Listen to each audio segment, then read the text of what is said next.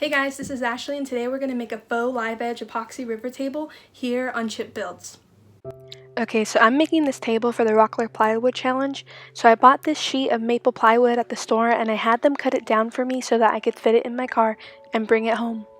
Okay, for this project I'm using maple plywood, but all the furniture in my room is a walnut stain color, so I seen these boards. I mean, I don't think they look super great, but I think it will contrast nicely with the color of the resin that I put in.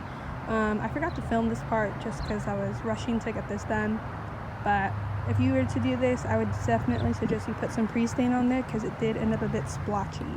I drew two flowy lines on these boards to mimic a river.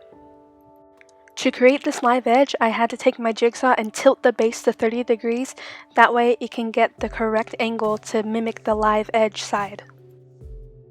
I followed the line the best I could. I was honestly surprised that this worked out so well. Next, it was time to make the mold for the table, and I just used the leftover plywood that I had to make this form, and I cut it down at the table saw to get the correct lengths and thickness for the epoxy and the two boards to sit in. I covered the base and the sides of all the molds with this Tyvek sheathing tape that you can get from different home stores. As you can see, I got mine from Lowe's, and it worked out really well. Just make sure you seal it up as best as possible and apply as much pressure to really get it to stick to the wood. Next, I pre-drilled and screwed in the sides to the base.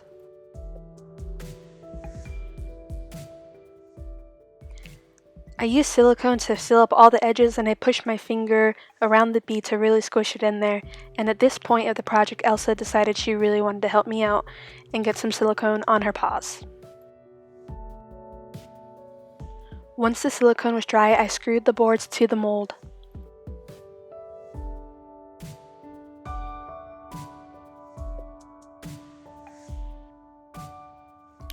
I then added some hot glue to all the seams just to add that little bit of protection because I was worried about this completely just having all the resin leak out and get everywhere, and I glued in a little tiny stop at the end so that the river wouldn't overflow. Next, it was time for my favorite part of the project where I mixed the epoxy and I added the colored pigment to it and mix it up. Now for this specific epoxy, you mix it for 3 minutes and no more than 5 minutes. So I was doing it by hand and it was getting a little tiring, so I used this paddle on a very low setting because if you have it too high, then a lot of bubbles can form. And I just mixed it for those 3 minutes and then it was time to pour. And this was the coolest part. I loved it. And it was just so therapeutic to do, and it looked so awesome. And obviously, I mean, I loved it. This was the coolest thing, and this made the whole project worth it, even though there were some mishaps with some epoxy leaking. But for the first try, it came out pretty well.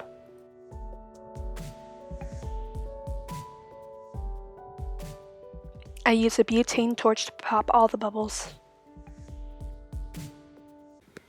Okay, so I've poured about 40 ounces of resin in here, and it seems like I didn't do that great of a job of sealing up the edges, and so a lot of the resin I think seeped underneath the table, and so there's about 1/4 of an inch of a gap here that I'm going to try and fill with some more epoxy. It's been just about 24 hours and this feels pretty hard, so I think it's going to be fine to pour the next top on, but I guess there's only one way to find out, so let's do it.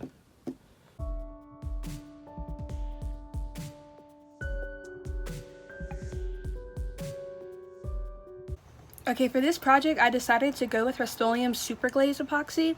I chose this epoxy just because it hardens really thick and hard, and it's pretty cheap. It was only like $30, and I didn't really want to try this project with a really expensive epoxy just to have it not work or not set up properly. So I decided to use this, and so far it's worked out really great. If you decide to make this though, one thing that you should do is before you pour the epoxy is you should get some 5-minute epoxy or even just mix up a small batch and just cover this exposed edge and even just a little bottom ridge that connects to the form. Just that way not as much epoxy is going to flow underneath and it won't soak up as much into the wood. So this whole project you only need 32 ounces of resin, but I ended up having to use about 45 to 50 ounces just because I didn't properly seal this or my mold, so some of it leaked out and then some of it seeped under the wood and into the wood itself. I let the resin cure in the mold for 3 days just to make sure that it was all set and nothing was going to leak out. And then I removed all the screws, and then I tried to take out all the sides with just a hammer, but some of it had leaked out, so it was really hard. So I had to use a putty knife and a hammer to try to get it out. And then I actually had to bring it over to the table saw and just cut off the little end to try to get it out. And this thing did not want to come apart from the mold.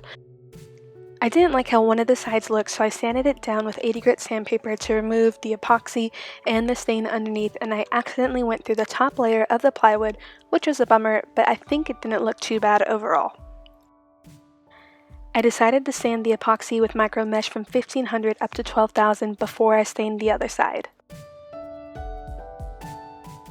I used a paintbrush right near the edge of the epoxy, that way too much wouldn't get onto the epoxy and I could wipe it off if it did, and then I just used a bigger brush to get the rest of the side. The legs that I made for this table are pretty simple. I just measured 3 inches on one side and 2 inches on the other, and then I connected a line and cut it out with a circular saw. This went pretty quick. I only had 4 to make, so that wasn't too bad.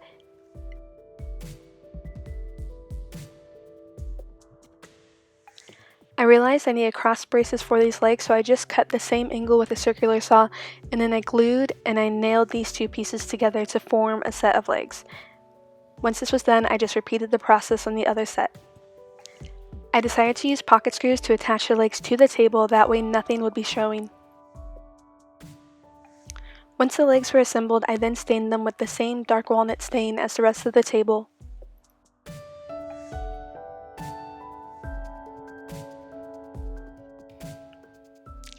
I used a spacer piece of wood, that way that the 2 legs would be the same distance from the back and the sides for the front and the back. This was pretty easy, just line them up and then I drilled them in with the special pocket hole drill bit. I repeated the same process for the front set of legs, and there's a bit of wobble, so I quickly cut a little spacer bar for the middle and attached that with pocket holes as well. And gave the legs a couple coats of spray lacquer.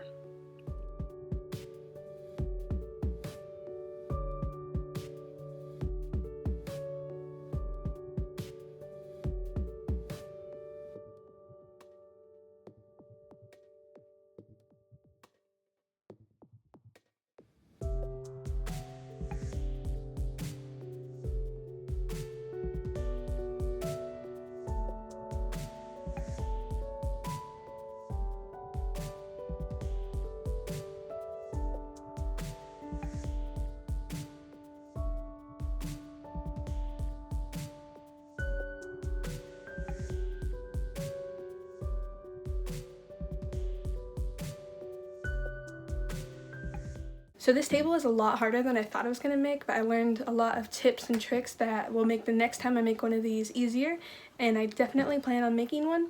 And hopefully this video helps if you wanted to make one too for a little bit less money, because this table can be made for less than $100, which I think is really awesome, because most like live edge slabs cost anywhere from like $200 to $1,000. So thanks for watching this video. If you liked it, please consider hitting the like button and subscribe to my YouTube channel. Thanks.